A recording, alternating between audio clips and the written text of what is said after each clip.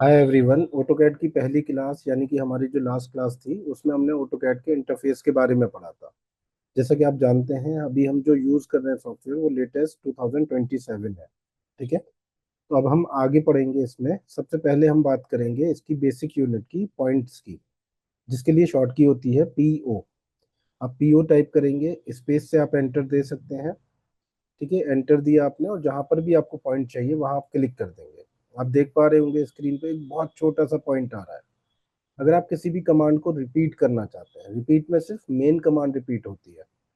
इसका मतलब क्या है वो मैं आगे आपको समझाऊंगा। मैं एंटर यहाँ से दे रहा हूँ और मुझे कहीं पर भी पॉइंट चाहिए, मैंने क्लिक कर दिया। फिर एंटर दे रहा हूँ, कहीं भी पॉइंट चाहिए, ये क्लिक कर दिया। फिर एंटर, कहीं भी पॉइंट चाहिए। ठीक है। तो ये मैं रिपीट कर पा रहा हूँ। अगर मुझे कोई और कमांड यूज कर रहा हूँ और उसके बाद पॉइंट चाहिए तो पीओ देना होगा। अभी ये छोटे छोटे से मैंने ये 5 पॉइंट्स क्रिएट किए हैं। ठीक है, हो सकता है ये देखने में इशू हो, और अगर अभी दिख रहे हैं तो जब ड्राइंग होगी तो शायद ना दिखे। ठीक है। जब लाइन सर्कल्स और पूरा प्लान या कुछ भी ड्राइंग होगी सामने तो मुश्किल होगा इन्हें देखना। ठीक है, तो उस केस में हम क्या करते हैं, हमारी नेक्स्ट कमांड आती है जिसे हम पॉइंट स्टाइल कहते हैं। शॉर्ट की है पी टाइप। ठीक है, यहाँ हम पी टाइप देंगे। पी टाइप देने के बाद आपके सामने ये विंडो ओपन होगी और आपको जिस तरह का भी पॉइंट चाहिए वो आप सेलेक्ट करेंगे और ओके कर देंगे। तो आपका ये पॉइंट आ जाएगा इस तरह से। ठीक है। अभी ये जो आ रहा है ये सिर्फ 5% है, आप देख सकते हैं पी टाइप में। ठीक है, यहाँ पर आप जब देखेंगे तो ये अभी आपका 5% है। आप अगर इसे 10%, 100%, 200% करना चाहें तो कर सकते हैं। मैं यहाँ से ओके कर दिया हूँ। अब मुझे नेक्स्ट कमांड की बात कर रहा हूँ। नेक्स्ट कमांड हमारी आती है लाइन कमांड। पहले मैं इसे इरेज कर लेता हूँ, आपको बाद में बताऊंगा इरेज कैसे होता है। तो लाइन के लिए हम बात करेंगे एल, एंटर। ठीक है, और जहाँ से भी हमें लाइन स्टार्ट करनी है वहाँ हम क्लिक करेंगे। जैसे मैं यहाँ से क्लिक कर रहा हूँ, अभी आप जो नंबर्स आ रहे हैं लाइन के ऊपर वो देख पा रहे होंगे। ठीक है, उस पर कोई सिंबल नहीं आ रहा तो हमें ये नहीं पता है कि इसकी यूनिट क्या है। अगर मुझे इंचेस एंड फिट में काम करना है, जैसा कि मैंने पहली वीडियो में बताया था, हम यूनिट को सेट कर लेंगे। यूएन एंटर दे रहा हूँ मैं यहाँ पे, और उसके बाद इंजीनियरिंग ले रहा हूँ और यहाँ से 1 डेसिमल की प्रिसीशन ले रहा हूँ। 1 डेसिमल का प्रिसीशन से क्या होगा, आपका 4.5 इंच एक्यूरेट आएगा, लेकिन 4.25 इंच लेंगे तो वो 4 या 4.5 आएगा। यहाँ इंचेस हो रखा है और ओके कर दिया मैंने, तो अभी हमारा इंचेस एंड फिट में सेट हो गया। अगर मुझे एक लाइन क्रिएट करनी है 10 फीट 8 इंच की तो मुझे क्या करना है, एल, एंटर, और जहां से भी करनी है वहां क्लिक कर देना है। ठीक है, अब ये आपका किसी भी डायरेक्शन में आ रहा है तो आप ऑर्थो ऑन कर सकते हैं। यहाँ से मैं क्लिक कर रहा हूँ।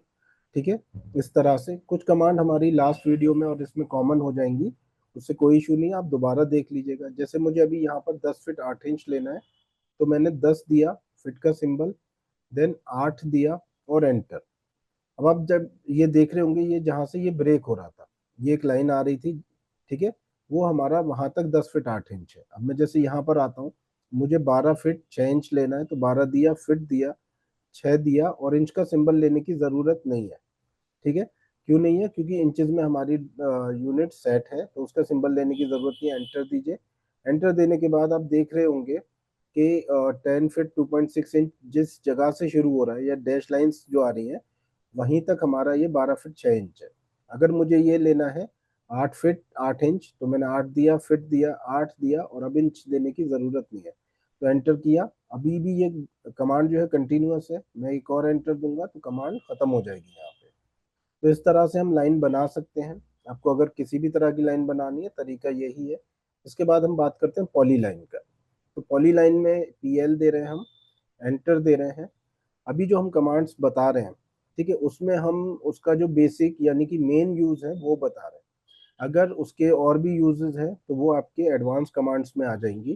ठीक है, तो आप सारी वीडियोस को वन बाय वन देखिएगा तो आपको कहीं से भी कुछ भी करने की ज़रूरत नहीं होगी, आप यहाँ इजीली कर सकते हैं।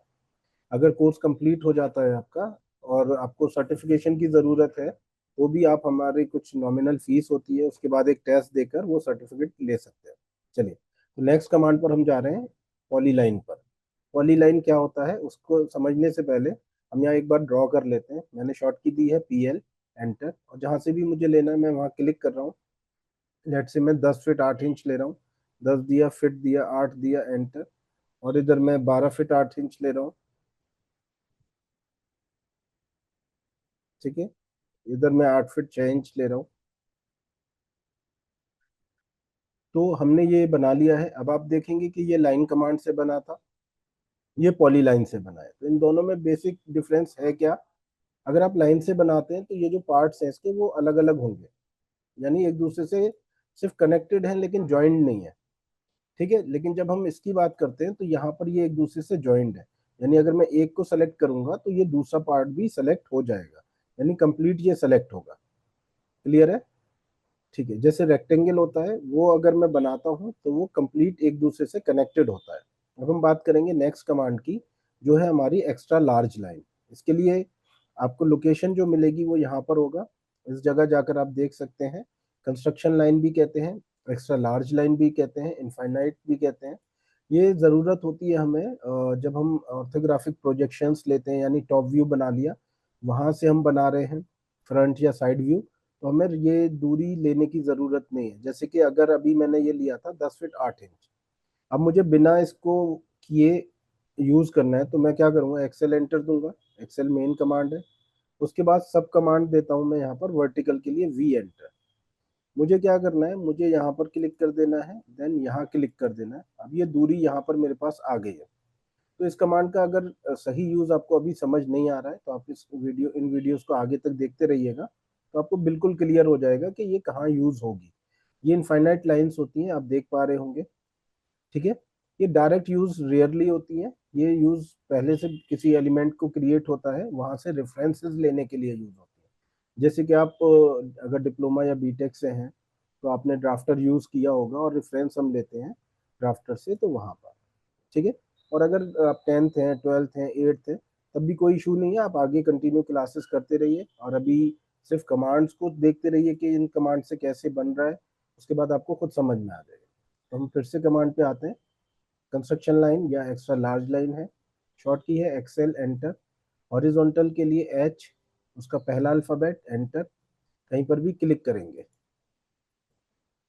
अभी मैंने आपको शुरू में बताया था कि हम किसी भी कमांड को एंटर से रिपीट कर सकते हैं।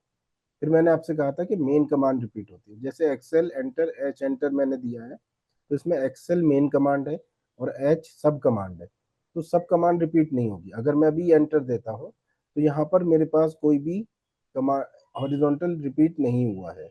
अगर मैं यहाँ पर क्लिक करूंगा तो ये एक ऐसी लाइन बनेगी जो हॉरिजॉन्टल भी आ सकती है, कैसे भी आ सकती है, ठीक है। तो मेन कमांड रिपीट होती है, सब कमांड नहीं। तो मैंने एंटर दिया, मेन कमांड रिपीट होगी। अगर मुझे वर्टिकल चाहिए तो वी एंटर दूंगा, और जहां पर भी चाहिए मैं वहां पर क्लिक कर लूंगा। बस इस लाइन को आप देख सकते हैं, ये इनफाइनाइट लाइन है, कितना भी जूम इन कर लीजिए, जूम आउट कर लीजिए सॉरी, तो आपको ये लाइन कभी खत्म होती हुई नहीं दिखेगी। फिर हम यूज कैसे करते हैं, आगे कमांड्स आती हैं, उनसे जितना हमें ज़रूरत होती है उतना रख लेते हैं। तो इसका नेक्स्ट पार्ट है एंगुलर।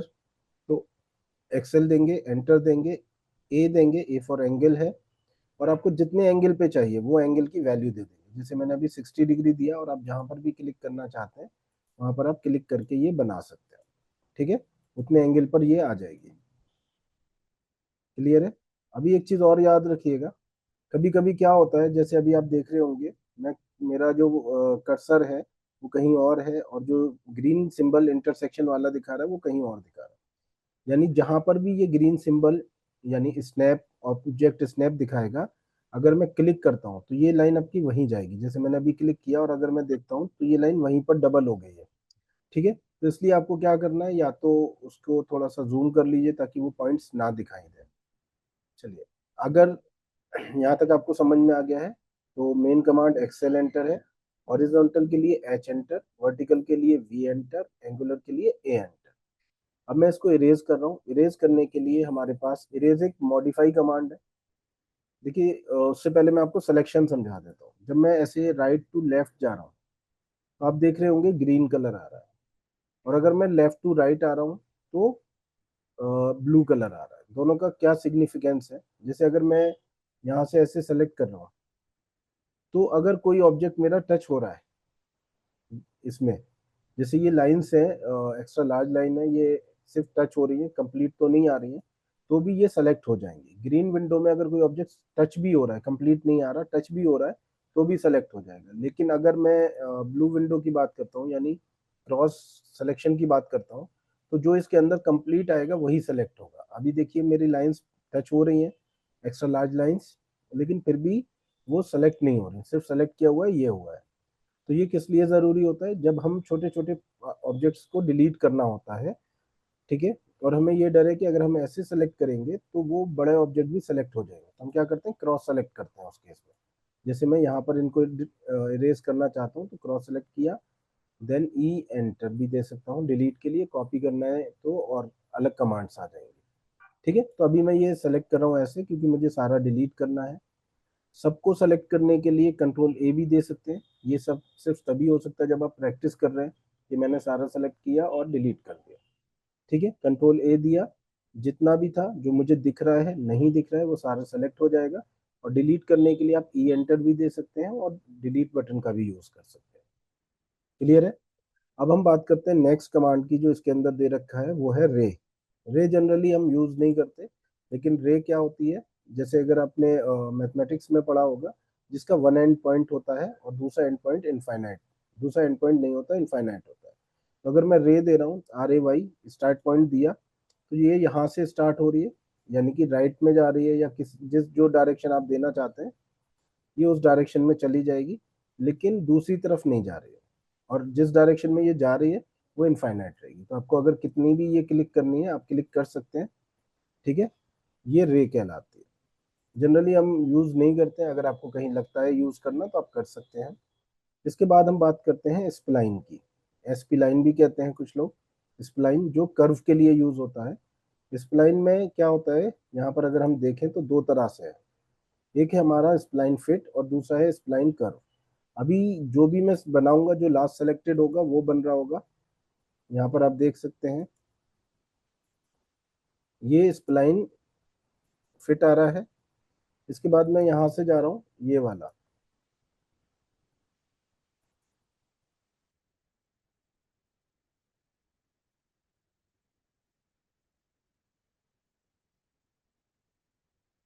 अब इन दोनों में क्या डिफरेंस है वो समझ लेते हैं। आप कहेंगे कि इसमें कर्व ज्यादा है इसमें कर्व कम है, नहीं ये डिफरेंस नहीं है।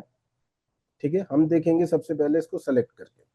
जब मैं सेलेक्ट कर रहा हूँ तो इसमें जो कंट्रोल वर्टिसेस हैं ये कंट्रोल वर्टिसेस कहलाते हैं, ये इसी के ऊपर आ रहे हैं। लेकिन जब इसको सेलेक्ट करता हूँ तो इसके कंट्रोल वर्टिसेस ऊपर नीचे आ रहे हैं, उस पर नहीं आ रहे हैं। तो ये डिफरेंस है मेनली। तो अगर हम बात करते हैं यहाँ पर इसकी कंट्रोल स्प्लाइन फिट की, तो उसके वर्टिसेस उसी कर्व पर आएंगे। और अगर हम बात करते हैं कंट्रोल वर्टिसेस की, स्प्लाइन कंट्रोल वर्टिसेस यानी सीवी की, तो उसके वर्टिसेस जो है वो अलग आएंगे, जैसे कि आप यहाँ देख सकते हैं। ठीक है, मैं इसको अभी डिलीट कर देता हूँ, ई एंटर दिया, इसे सेलेक्ट कर लिया और ये हो गया। तो अभी अपने कौन कौन सी लाइंस पढ़ी हैं? सबसे पहले एक लाइन पढ़ी है, ठीक है, जिसके दो एंड पॉइंट होते हैं। फिर आपने पढ़ा है पॉली लाइन, जो अ, अगर आप कितना भी एक बार में बना रहे हैं तो वो पूरा सेलेक्ट होगा एक ही बार में। देन आपने पढ़ा है एक्स्ट्रा लार्ज लाइन, जिसे कंस्ट्रक्शन लाइन भी कहते हैं। उसके बाद हमने पढ़ा है स्प्लाइन, तो ये लाइंस। और देन हमने रे पढ़ा था एक्स्ट्रा लार्ज लाइन के बाद। तो ये कुछ लाइंस हैं इसके अंदर ऑटो कैड के अंदर। अब हम बात करेंगे इसके अंदर रेक्टेंगल की। ठीक है, रेक्टेंगल के लिए शॉर्ट की होती है आर ई सी। आर ई सी आप देंगे।